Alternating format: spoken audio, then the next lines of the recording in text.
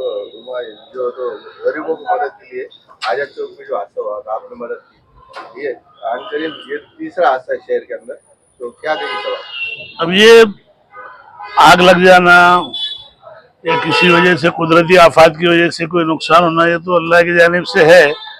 लेकिन हमारे नौजवान जो मेहनत की करके रोजी कमाते हैं और ये जो कारोबार चलाते हैं आज के माहौल में इंतहाई दुश्वार हालात के अंदर भी जो है ये कारोबार को लेके चलना, और ख़ास तौर से ये फ्रिज हो गया, कूलर हो गया, ये मशीनरी महंगी होती है और ऐसी हालत में आग से इनका नुकसान हो जाना, मैं समझता हूँ काफ़ी बहुत बड़ा नुकसान हुआ है और इनकी रोजी के ऊपर उसका बहुत बड़ा असर पड़ा है। अल्लाह का शुक्र है कि अतराफ की दूसरी दुकानों को नुकसान नहीं हुआ। मैं समझता हूँ जमीयत उलमा तो अल्हम्दुलिल्लाह कुदरती आफात के अंदर नुकसान हो, चाहे सैलाब में हो, चाहे फसादात के अंदर कारोबार को नुकसान हो जाए या कुदरती आफत हो या आगजनी में कुछ नुकसान हो जाए, तो जमीयत उलमा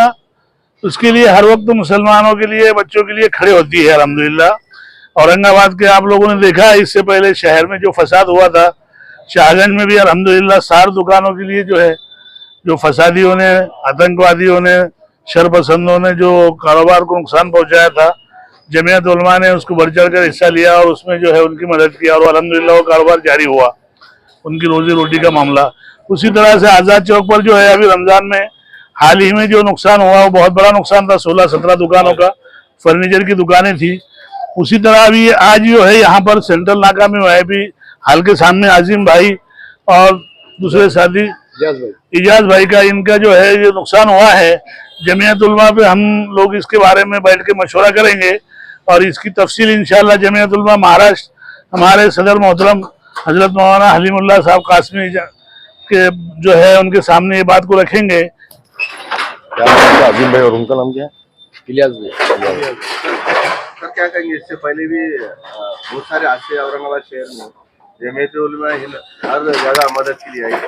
आज ये आपके नजदीकी इलाके में आग लगी है, तो क्या मदद करेंगे यहाँ पर, इनको क्या अपील करेंगे हम? देखिए कि इसके पहले भी जो है जिस तरह से आज़ाद चौक के ऊपर आग लगी थी, तो अल्हम्दुलिल्लाह जमीयत उलमा का डेलीगेशन वहाँ पे भी गया था और जमीयत उलमा की जानिब से उनको मदद भी की गई। और आज जो हमारे आजिम भाई और वो इलियास भाई, ये दोनों के इसमें जो है तो खंबे की शॉर्ट सर्किट होने की वजह से जो है यहाँ पे आग लगने से काफ़ी बड़ा नुकसान हुआ इनके दुकान में, और काफ़ी फ्रिज, वॉशिंग मशीन और इलेक्ट्रॉनिक चीज़ जो थी तो ये जली हुई, जिस तरह से आप देख रहे हैं कि काफ़ी कुछ जला हुआ है यहाँ पे। तो इंशाल्लाह अभी जैसे हमने विजिट किए हैं तो उस हिसाब से हम इंशाल्लाह आजिम भाई को और ये इलियास भाई जिनकी और एक दुकान है, ये 2 दुकानों का माल जला है, तो इंशाल्लाह इनको अल्लाह की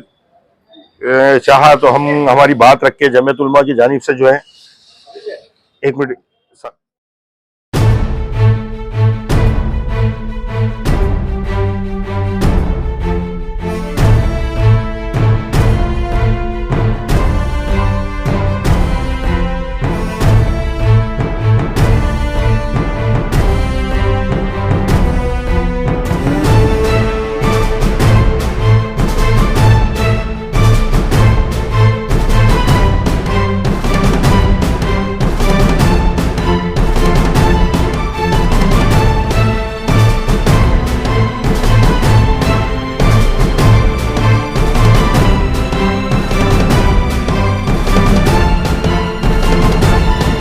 आज जो आपके इलाके में जो आग लगी, इससे पहले जो शहरों के अंदर जो आग की वजह से लाखों रुपए का नुकसान हुआ है, क्या एहतियात करना चाहिए? एहतियात ये करना चाहिए कि